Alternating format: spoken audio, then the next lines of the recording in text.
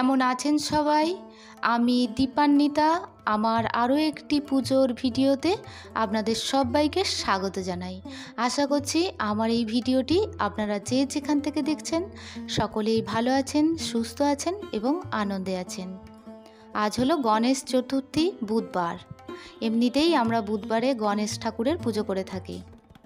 তো শুভ একটা দিন, আপনাদের সবাইকে গণেশ চতুর্থীর অনেক অনেক শুভেচ্ছা, অভিনন্দন এবং ভালোবাসা জানালাম। তো আজকে আমার পুজো করতে বিকেলই হয়ে গেছে। কেন হলো সেটা বলি। তো আপনাদের প্রথমেই দেখালাম আমি পুজোর প্লেটটা কিন্তু পুজোর জন্য যে সামগ্রীগুলো যে ফুলগুলো আমার লাগবে বা মালা লাগবে সেই প্লেটটা আমি সাজিয়ে নিলাম। আর আপনাদের যে হলুদ রঙের কাপড়টা দেখালাম ওটা নতুনই আমি কিনে এনেছি আজকে আমার সিদ্ধিদাতা গণেশকে বসাবো বলে। তো একটা লাল কাপড় চয়েস করছিলাম কিন্তু সেটা হলো না বলে এটা আমার ভালো লাগলো, তাই আমি এটা নিলাম। তো সেই কাপড়টা আমি যেখানে ঠাকুরকে পুজো করব সেই জায়গাটায় পেতে দিলাম। তার আগে আমি একটু গঙ্গা জল ছিটিয়ে নিয়েছিলাম আর সেটা পেতে দিয়ে তার উপরে একটু পুষ্প বা ফুল ছড়িয়ে দিলাম, দিয়ে আর একটু আতপ চাল দিলাম, অখণ্ড চাল। তো সেটা দেওয়ার পর আমার সিদ্ধিদাতা গণেশকে বসালাম। তো অগত্যা আমাকে জানেন পুরনো বলতে অনেক দিনের আমার গণেশ ঠাকুরটা তো মাটির। আর এবারে আমি পাথরের ঠাকুর কিনবো বলে গিয়েছিলাম জানেন বাজারে। তো যে দোকান থেকে অ্যাকচুয়াল যে পাথরের দোকানটা থেকে আমি নিই সমস্ত ঠাকুর কেনাকাটা করি, তো সেই দোকানের পিছনে বিল্ডিং ছিল, সেই বিল্ডিংটা হঠাৎ করে ভেঙে অনেক বছরের পুরনো তো ভেঙে পড়ে যায়। পড়ে যাওয়ার ফলে সামনের যে দোকানটা, যে পাথরের দোকানটা, ওটা টিন উপরের যে টিন ছিল সেটাও একটু ক্ষতবিক্ষত হয়, যার ফলে দোকানটা বন্ধ আছে বেশ কিছুদিন। তো আমি গিয়েছিলাম দুদিনই আমাকে ফিরে আসতে হয়েছে। এবার আগের দিনে গেছিলাম মঙ্গলবার, সেদিনও আমাকে গোডাউনে নিয়ে যাওয়া হয়েছিল। আমি রিকোয়েস্ট করেছিলাম যে আমি গণেশ চতুর্থীর দিন একটা ঠাকুর নতুন ঠাকুর, আমার গণেশ ঠাকুর লাগবে। তো ওরা গোডাউনে নিয়ে গেছিলো, কিন্তু কি বলুন তো, বিল্ডিং যেহেতু ভেঙে পড়েছে তার ফলে হয়েছে ওরা সমস্ত দোকানের মালপত্র বার করে অগোছালোভাবে রেখেছে। তো আমার যে টাইপের গণেশ ঠাকুর পছন্দ বা ছোটোর মধ্যে নেব পাচ্ছিলাম না বলে আমার পুরনো ঠাকুরকেই আমি পুজো করছি। আর পুরনো ঠাকুর হোক বা নতুনই হোক, ঠাকুরই। তো কি করব বলুন, আমার এবছরে খুবই ইচ্ছা ছিল যে নতুন ঠাকুর প্রতিষ্ঠা করার, কিন্তু সেটা হলো না। যাই হোক, এই আমার পুরনো ঠাকুরেরই হয়তো ইচ্ছা যে আমার হাতে এবছরে উনি আমার হাতে পুজো নেবেন এবং আমি সেবা করতে পারবো এবছরে, তাই হয়তো গণেশ ঠাকুর আমার কাছেই রয়ে গেলেন।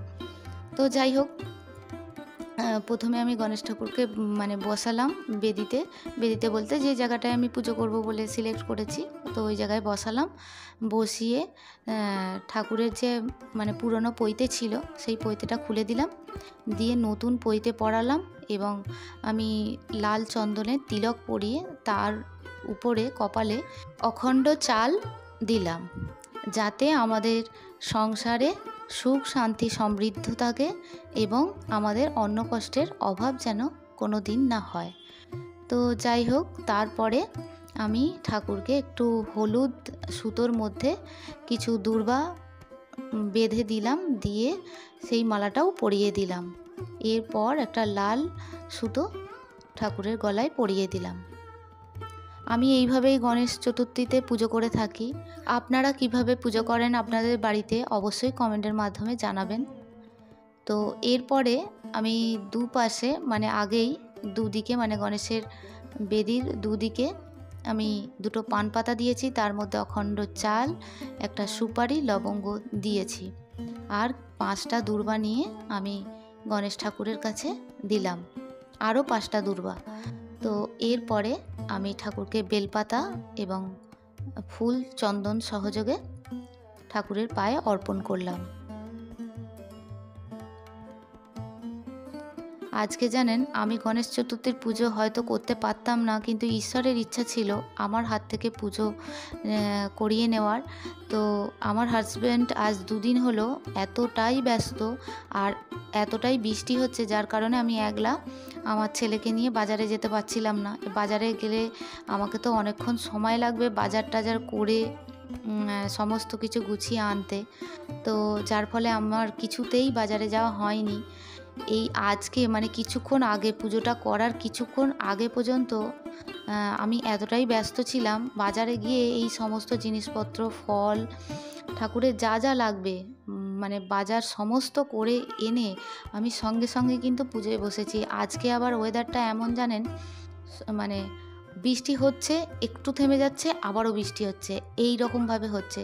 যার ফলে একটানা যদি বৃষ্টি হতো, কিছুক্ষণ থেমে যেত একটানা, সেক্ষেত্রে আমার একটু সুবিধা হতো বাজার করতে।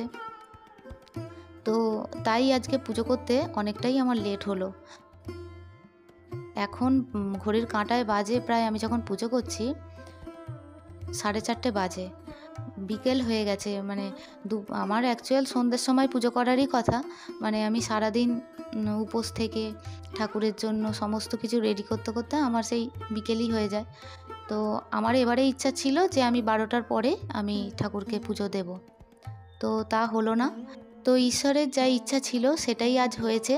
তো আমিও বেশ খুশি যে আমি ঈশ্বরকে যেভাবে পুজো করতে চেয়েছি আমার সিদ্ধিদাতা গণেশকে, তো সেইভাবেই আমার পুজোটা সম্পন্ন হয়েছে। এরপরে আমি অঞ্জলি দেব, 3 বার অঞ্জলি দেব। ওং গাং গণেশায় নমো, এই 3 বার মন্ত্র পড়ে আমি আমার সিদ্ধিদাতা গণেশের অঞ্জলি দিলাম। এবং আমার এই ভিডিওটি আপনাদের কেমন লাগছে বা কেমন লেগেছে তা আপনারা কমেন্ট বক্সের মাধ্যমে অবশ্যই জানাবেন। এরপর চলুন আরতিটা করে নেওয়া যাক।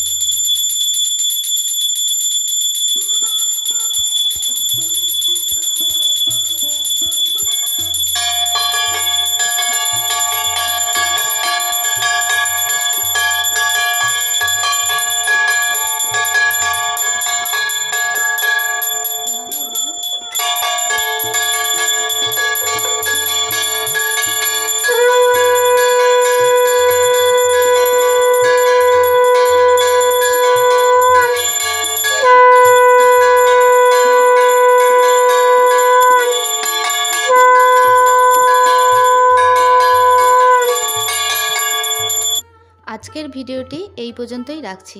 দেখা হচ্ছে আপনাদের সঙ্গে পরবর্তী ভিডিওতে। ততক্ষণের জন্য আপনারা সবাই সুস্থ থাকবেন, ভালো থাকবেন, আনন্দে থাকবেন।